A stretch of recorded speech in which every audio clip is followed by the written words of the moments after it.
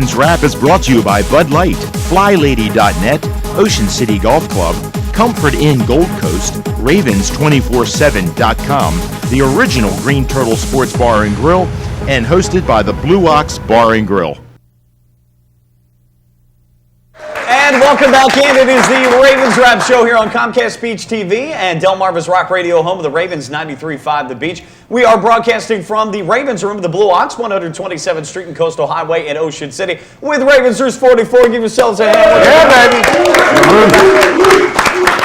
And to all of you out there, of course, Merry Christmas and Happy Holidays to everyone. Certainly a festive time of year here in Ocean City. The Winterfest of Lights is beautiful on Coastal Highway. Hey, I want to thank our friends at the original Green Turtle, of course, the Blue Ox, Bud Light, FlyLady.net, the Ocean City Golf Club, G&G Outfitters, Ravens247.com, the Comfort Inn Gold Coast, and JCTickets.net. Mike Bradley, Bruce Laird, Bobby Vermillion, and John Gehrig. The Ravens win 24-10 over the Colts this past Sunday. Indianapolis. So you'll have to get me out of that mode, guys. But, a couple of things here, too, guys, that we're talking about. We talked about Joe Flacco just a little bit in the last segment, 23 of 31. I thought he made some unbelievable passes. I mean, the Torrey Smith touchdown pass, he threw it ahead of time, which we haven't seen a lot this year. He threw it into a tight window on the one route to Anquan Bolden where I guess Pitta drew the coverage and he threw it ahead of Bolden. You had the play where he gets out of the pocket, throws back to Dennis Pitta. He looks like he's certainly making progress. The pass to Lee Evans, sideline catch. I mean, but we're seeing a guy that certainly seems like he's stepping up his game, having the running game and balance. Play calling certainly helps, but he looks like he's evolving. I think so, and I think the biggest thing, that long bomb that he threw to Torrey Smith. Right, and that's right. And very good pass. that pass and that extra gear, when I saw that and I got the chance because I was in the press box to see that 2 or 3 times, man, that was so beautiful. Outstretched right there, and Torrey got hooked a little bit. He did. But I mean, what a beautiful play. And now, again, with him extending plays, fellas, using his legs a little bit, Joe's going to learn, or maybe he'll never learn. Maybe he just doesn't have that spider instinct, Bobby and John. Maybe because he, in the pocket, he just doesn't feel or see that. Well, he can't see it because sometimes it comes from behind you. It's got to be a sixth sense. But that presence of people in there, but if he can just pick up a little bit more of that and move, get out of the pocket and find guys, that's a big plus for him. I think it's a great point, Bruce, and it's a plus and a minus with Joe Flacco. He's a guy that's not afraid to stick in there, get hit, and make a play, but sometimes that's a detriment because he'll turn the ball over. He'll make that one bad pass, or he'll hold it just a little too long in certain situations when you really don't need to do that. And but for all that, when he does it sometimes, he'll make some great plays. So, hey, you got to live with it, and that's what we have. I think, as you mentioned, though, the good thing is he's spreading the ball around. We talked about this early in the year. He's got a lot of weapons. Now these guys, along with the offensive line, are starting to play together. But you're getting Bolden, obviously, the 2 tight ends involved. Lee Evans now. Torrey Smith is obviously a big part of it. And John's favorite guy, Ray Rice. Ray Rice is the key.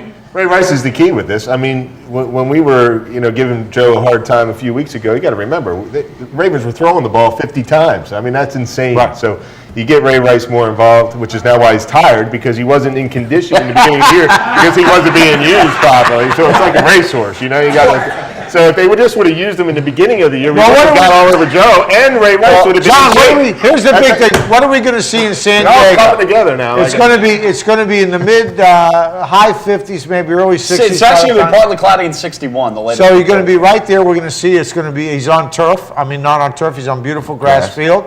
So we're going to see how he makes out. Guys, this no breeze. I don't mean to interrupt. This is an interesting stat you guys may have seen or not seen in the paper, though. Do you know the Browns-Colts here? It's first time in Ray Rice's career with the Ravens that he's had back-to-back 100-yard rushing games. Now clearly, he's a big factor in the passing game, so that plays a part in it.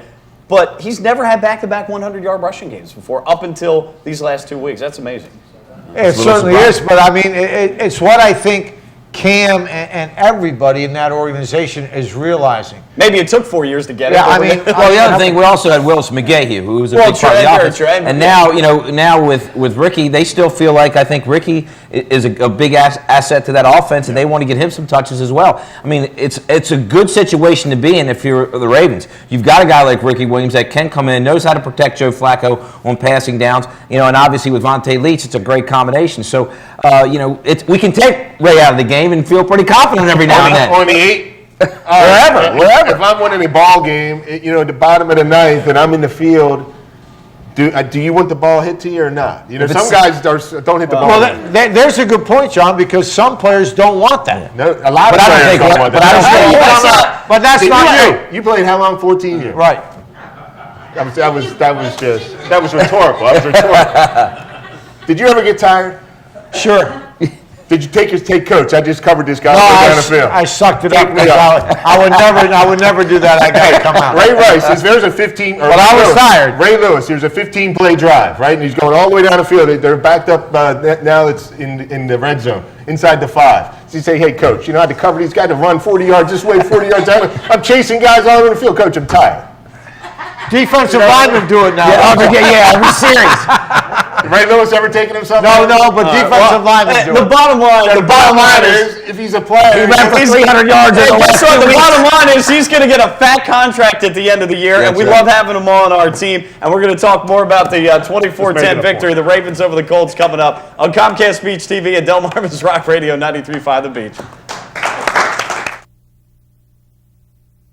G&G Outfitters, Inc. is a premier full-service in-house provider of branded merchandise and marketing solutions. With over 20 years of proven experience, G&G continues to successfully produce branded merchandise for some of the world's leading corporations, associations, and teams. From start to finish, G&G Outfitters is your single-source, one-stop partner for promotional products, logoed apparel, and all of your branded needs. For more info on the services and capabilities of G&G, visit ggoutfitters.com or call 301-731-2282.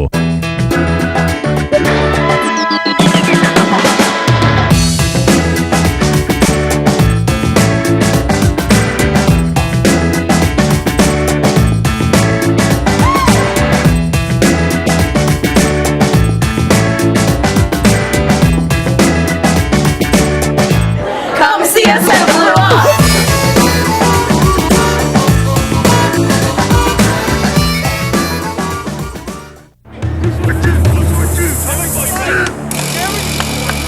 What's this all about? We're giving Rich the NFL experience of a goal line dive. Really?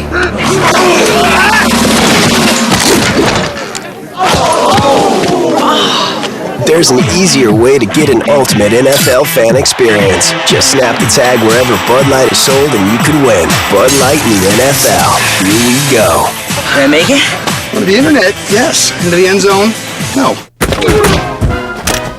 Are you embarrassed to invite people to your home to watch your favorite football team? Well, don't worry, because you're not alone. FlyLady.net is the support you need. Join us and our more than 600,000 members and learn how to crush the clutter and game plan your way through routines that'll help you organize your home and your life. Tackle clutter and get your home game day ready with FlyLady.net.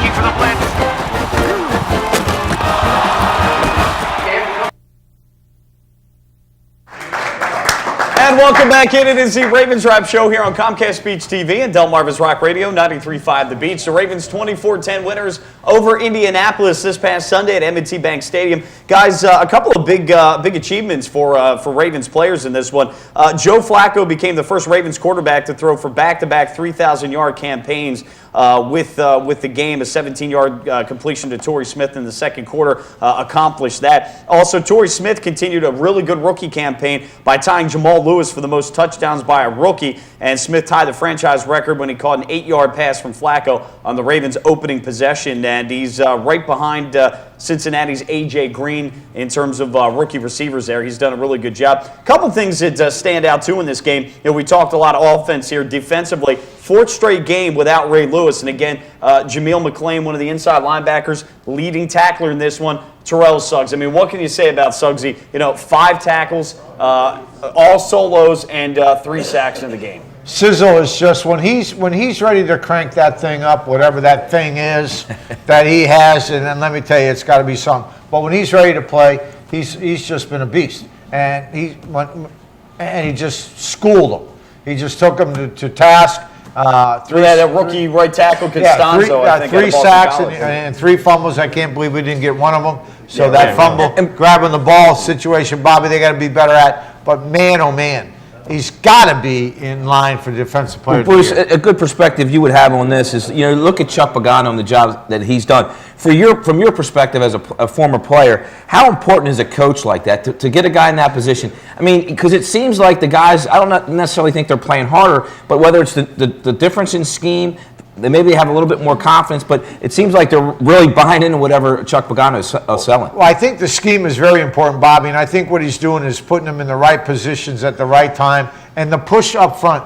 The Corey Redding, McPhee has added that thing, and of course Haloti Ngata getting that push up the middle and to let those guys on the edges take off. But at the end of the day, what they're doing, and it's so important as we get to the second season, folks, is they're sending 4 or 5 guys, and they're not blitzing. They're not sending 6 that much, and they're getting the pressure doing that. And if we can get Carr back, and we're going to be talking about Webby a little bit later, but we get Carr back and we go into the second season with 4 corners that can play, we got some good things happening for us defensively. And we're pretty deep at safety as well. That's my point. With that one, no doubt about it. I thought it was kind of interesting with the Ravens. You remember part of the game where the Ravens are driving and Joe Flacco trying to throw to Dennis Pitta. We're up 10-0 at that point.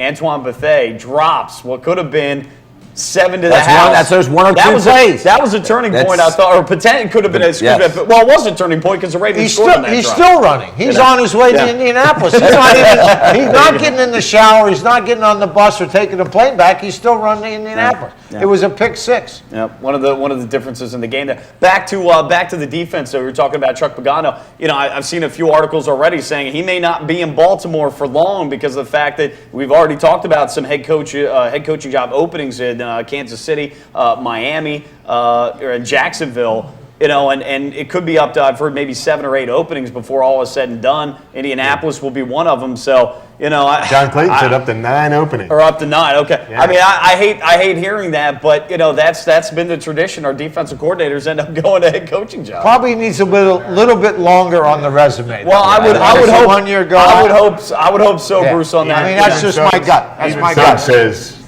Chuck sucks or something. Yeah, he's going to give him a he bad doesn't want to go recommendation. anywhere, right? Yeah, right. yeah. Well, no, You know, but, absolutely.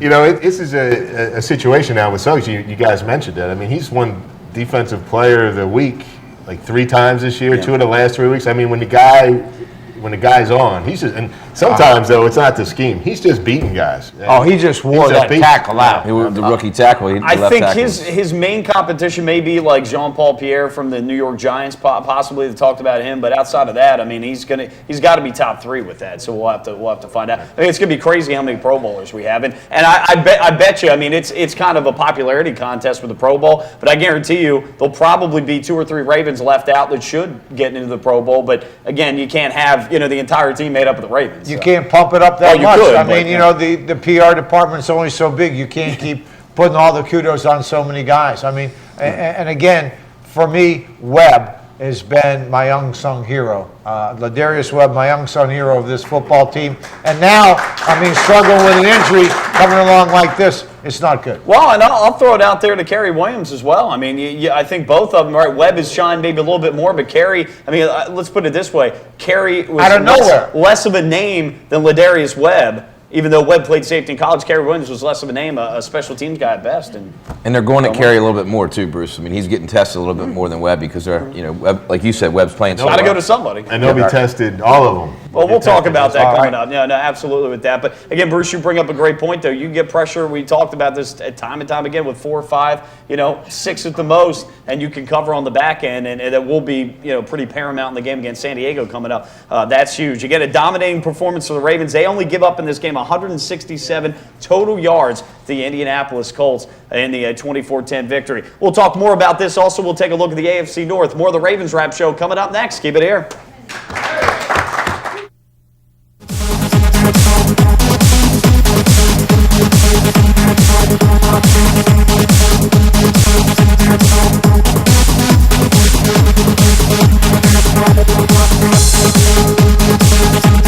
Ravens Wrap is brought to you by Bud Light, FlyLady.net, Ocean City Golf Club, Comfort Inn Gold Coast, Ravens247.com, the original Green Turtle Sports Bar and Grill, and hosted by the Blue Ox Bar and Grill.